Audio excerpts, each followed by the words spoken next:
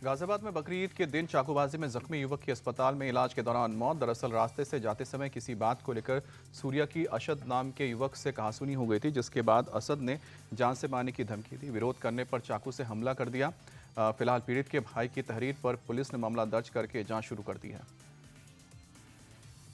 अस्पताल में सूर्या की मौत के बाद स्थानीय लोगों का गुस्सा भड़क गया है। हिंदुवादी संगठनों के लोग आरोपी के घर के बाहर जमा हो गए और आरोपी अरशद के खिलाफ नारेबाजी करने लगे। सूर्या के भाई के मुताबिक सूर्या और उसका दोस्त आयुष कहीं जा रहे थे, तभी गली में उन्हें अरशद मिला। उनके बीच बहस हो गई और इसी दौरान अरशद ने सूर्या के पेट में चाकू घोंप दिया। घायल सूर्या को फौरन अस्पताल पहुंचाया गया, जहां कल उसकी मौत हो गई। 16 साल का सूर्या 10वीं का छात्र था। जहरीली शराब से मौत के मामले में पुलिस ने पिंपरी चिंचवाड़ में 2 महिलाओं के खिलाफ केस दर्ज किया है। पुलिस के मुताबिक और भी आरोपियों के खिलाफ कार्रवाई होगी। पिंपरी चिंचवाड़ में भी 6 पुलिसकर्मी सस्पेंड किए गए हैं। उधर पुणे के पुलिस कमिश्नर ने इसे मामले में 3 पुलिसकर्मियों को सस्पेंड किया है। अब तक 18 आरोपियों को गिरफ्तार किया गया है। पुणे और पिंपरी चिंचवाड़ में शराब से मौत के मामले में महाराष्ट्र सरकार का दावा है कि उसने इस गोरखधंधे के पूरे इकोसिस्टम का पर्दाफाश किया है, लेकिन विपक्ष लगातार सरकार को घेर रहा है। सरकार का कहना है कि मामले के तह तक जाएंगे, किसी भी दोषी को बख्शा नहीं जाएगा। जहरीली शराब कांड की जांच अब सीआईडी को सौंप दी गई है। मामले में 2 अलग अलग एफआईआर दर्ज की गई हैं। वहीं इस मामले के दूसरे आरोपियों की गिरफ्तारी के लिए छापेमारी जारी है। महाराष्ट्र में जहरीली शराब से मौत के बाद विपक्ष ने सरकार के खिलाफ मोर्चा खोल दिया है। पुणे में शिवसेना उद्धव गुट के कार्यकर्ताओं ने विरोध प्रदर्शन किया है और सरकार के खिलाफ जमकर नारेबाजी की है। पुणे और पिंपरी चिंचवाड़ में जहरीली शराब पीने से अब तक 15 लोगों की मौत हुई है, जबकि 10 से ज्यादा की हालत गंभीर है। 3 लोग वेंटिलेटर पर हैं। मरने वालों का आंकड़ा बढ़ सकता है। बिहार की पूर्व सीएम राबड़ी देवी को उनका सरकारी बंगला खाली करने का नोटिस जारी हुआ है। सम्राट सरकार की ओर से जारी नोटिस में राबड़ी देवी को 10 सर्कुलर रोड का बंगला खाली करने का आदेश दिया गया है। सम्राट चौधरी सरकार ने राबड़ी देवी वाले बंगले को मंत्री नंद किशोर राम को आवंटित कर दिया है। सीबीएसई ने बोर्ड एग्जाम रिजल्ट के बाद होने वाली एक्टिविटी को लेकर बड़ा अपडेट जारी किया है। सीबीएसई ने ऐलान किया है कि पोस्ट रिजल्ट एक्टिविटीज पोर्टल अब 1 जून से खुलेगा। छात्र 1 जून से इस पोर्टल के जरिए ऑनलाइन आवेदन सबमिट कर सकेंगे। बोर्ड ने स्पष्ट किया है कि ये कदम आंसर शीट की वेरिफिकेशन और री इवैल्यूएशन की प्रक्रिया को पारदर्शी बनाने के लिए है। इससे पहले सीबीएसई ने बताया था कि वेरिफिकेशन और आंसर शीट के री एवैल्यूएशन के लिए पोर्टल 29 मई 2026 को खुलेगा। नीट पेपर लीक पर सुप्रीम कोर्ट ने एनटीए को फटकार लगाई है। सुप्रीम कोर्ट ने पूछा है कि अगर कमेटी की सिफारिशें लागू की गई तो फिर ये कैसे हो गया। परीक्षा की देखरेख सही से नहीं हुई है, जवाबदेही तय नहीं की गई है, इसलिए ये सब हुआ है। केंद्र की ओर से सॉलिसिटर जनरल ने कहा कि प्रधानमंत्री खुद नजर बनाए हुए हैं। इस पर सुप्रीम कोर्ट ने कहा है कि ये तो और दुखद है कि पीएम को नजर रखनी पड़ रही है। सुप्रीम कोर्ट ने एनटीए को यूपीएससी से सीखने की नसीहत दी है। जुलाई के दूसरे हफ्ते में आगे की सुनवाई होगी। केंद्रीय गृह मंत्री अमित शाह ने भुज में बॉर्डर इलाके का दौरा किया। यहां गृह मंत्री बीएसएफ जवानों के साथ G7 बॉर्डर आउटपोस्ट पर हाई टी में शामिल हुए और उनसे बातचीत की। जवानों को संबोधित करते हुए शाह ने कहा कि बंगाल में बांग्लादेश बॉर्डर पर फेंसिंग न होना सुरक्षा में बड़ी कमी थी, लेकिन शुभेंदु सरकार ने 7 दिनों में 600 हेक्टेयर जमीन बीएसएफ को देकर फेंसिंग का रास्ता खोल दिया है। जल्दी घुसपैठ बहुत हद तक रुक जाएगी। बीएसएफ के पराक्रम से जल्द सारे बॉर्डर सुरक्षित हो जाएंगे। 2027 विधानसभा चुनाव से पहले पंजाब में आम आदमी पार्टी ने सेमीफाइनल जीत लिया है। नगर निगम चुनाव में आप की सुनामी चली है। पार्टी बम्पर जीत के साथ पहले नंबर पर रही, तो वहीं दूसरे नंबर पर कांग्रेस रही है। शानदार जीत के बाद से ही पार्टी में खुशी का माहौल है। चंडीगढ़ पार्टी दफ्तर में कार्यकर्ता ढोल नगाड़े के थाप पर थिरकते नजर आए। इस दौरान मंत्री हरपाल चीमा और मनीष सिसोदिया डांस करते दिखे। निकाय चुनाव में आपकी बम्पर जीत के बाद पंजाब के सीएम भगवंत मान बीजेपी पर तंज कसते हुए कहा है कि जनता ने नफरत की राजनीति को नकार दिया है और विकास के पक्ष में जनादेश दिया है। सीएम मान ने ईडी की छापेमारी को लेकर भी बीजेपी पर तंज कसते हुए कहा कि बंगाल जीतने वाले 5वें नंबर पर आए हैं। 1100 से ज्यादा उम्मीदवारों की जमानत जब्त हुई है। यूपी के ऊर्जा मंत्री ए.के. शर्मा ने कहा कि योगी सरकार के कार्यकाल में रिकॉर्ड बिजली का उत्पादन हो रहा है।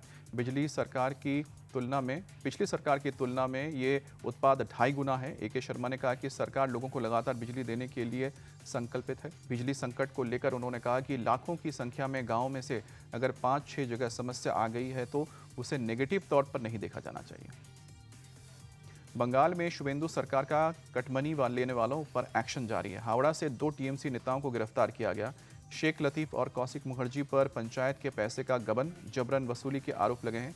शेख लतीफ डोमजूर इलाके का लैंड माफिया है। पुलिस ने इन दोनों की लगातार शिकायत मिलने के बाद इन पर एक्शन नहीं हो रहा था, लेकिन बंगाल में सरकार बदलने के साथ ही गुंडे माफिया पर ताबड़तोड़ कार्रवाई हो रही है। मऊ में सीएम योगी ने समाजवादी पार्टी पर जमकर निशाना साधा है। साथ ही साथ माफियाओं को भी बड़ी चेतावनी दी गई है। सीएम योगी ने कहा है कि समाजवादी पार्टी माफिया के सामने नतमस्तक थी, लेकिन अब माफिया पिस्तौल लहराकर खुली जीप में नहीं घूमते हैं। अगर किसी ने हिंदू त्यौहार में बाधा डालने की कोशिश की तो उसका रावण और कंस जैसा हाल होगा।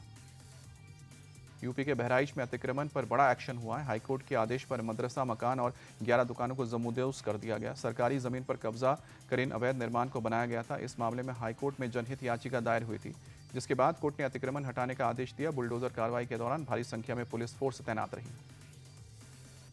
कानपुर में सामूहिक दुष्कर्म का आरोपी निलंबित दारोगा गिरफ्तार हो गया है। इससे पहले मुख्य आरोपी शिव बरन यादव को पुलिस ने गिरफ्तार कर जेल भेजा है।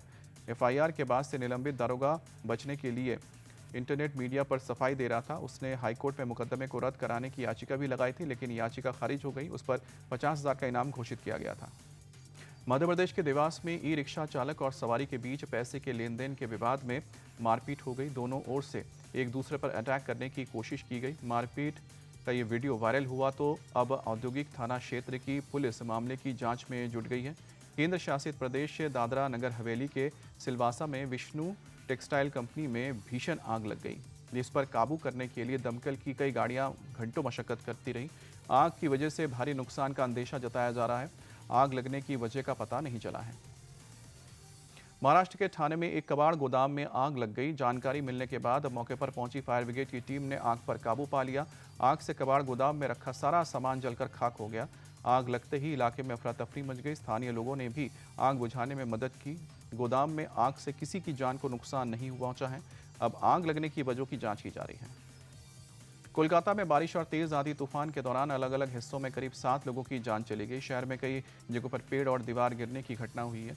तूफान की वजह से एक जगह पर कार पेड़ पर गिर गया। राज्य की मंत्री अग्निमित्रा पॉल ने हादसे के बाद प्रभावित इलाकों में दौरा किया। अग्निमित्रा पॉल ने पीड़ित परिवार से मुलाकात की और हर संभव मदद का भरोसा दिया। श्रीनगर करगिल राजमार्ग पर जोजिला दर्रे के पास सामान ले जा रहा एक ट्रेलर खाई में गिर गया। हादसे में ट्रेलर में सवार ड्राइवर और उसका सहयोगी बाल बाल बच गए। बताया जा रहा है कि 14 चक्कों वाले ट्रेलर का बैलेंस अचानक बिगड़ने से यह हादसा हुआ है। दूसरे ट्रक के ड्राइवर ने अपने मोबाइल से हादसे को कैद किया। अमेरिकी राष्ट्रपति ट्रंप आज ईरान को लेकर कोई आखिरी फैसला ले सकते हैं। उन्होंने कहा है कि ईरान में युद्ध विराम बढ़ाने के लिए वो सिचुएशन रूम में हाई लेवल मीटिंग कर रहे हैं। उन्होंने ये भी कहा है कि अब हॉर्मुज में नौसैनिक घेराबंदी खत्म होगी। उधर ईरान ने ट्रंप की बात को झूठ बताया है। भारी गोलीबारी के बीच इजरायली सैनिक के दक्षिणी लेबनान के एक गांव में दाखिल हुए हैं और भीतरी इलाकों में घुसते चले गए हैं। इजरायली सैनिक उस वक्त दाखिल हुए हैं जब दक्षिणी लेबनान पर इजरायली हवाई हमले में कई लोग मारे गए हैं। इस बीच लेबनान और इजरायल के सैन्य अधिकारियों ने पेंटागन में इस संघर्ष को लेकर सीधी बातचीत शुरू की है। केन्या की पुलिस ने स्कूल में लगी आग के मामले में 8 छात्राओं को संदेह के आधार पर गिरफ्तार किया है। इस आगजनी में 16 बच्चों की मौत हो गई, जबकि दर्जनों बच्चे झुलस गए। आगजनी का मकसद अभी तक पता नहीं चल पाया है। अमेरिका के वर्जीनिया में एक बस ने 6 गाड़ियों को टक्कर मार दी। इस हादसे में 5 लोगों की मौत हो गई, जबकि 34 लोग अस्पताल में भर्ती हैं। पुलिस ने बताया है कि मरने वाले सभी 5 लोग उन गाड़ियों में थे जिन्हें बस ने टक्कर मारी थी। घायलों में से 3 की हालत गंभीर है। आईपीएल के 19वें सीजन का दूसरा फाइनलिस्ट मिल गया है। गुजरात तीसरी बार पहुंचा आईपीएल के फाइनल में। दूसरे क्वालीफायर में गुजरात ने राजस्थान रॉयल्स को 7 विकेट से हराया है। अब आरसीबी के साथ 31 मई को फाइनल में होगी गुजरात की टक्कर। दोनों टीमें एक एक बार बनी हैं आईपीएल की चैंपियन। राजस्थान ने पहले खेलते हुए 215 रनों का दिया था टारगेट। गुजरात की टीम ने 19वें ओवर में 7 विकेट खोकर मैच जीता।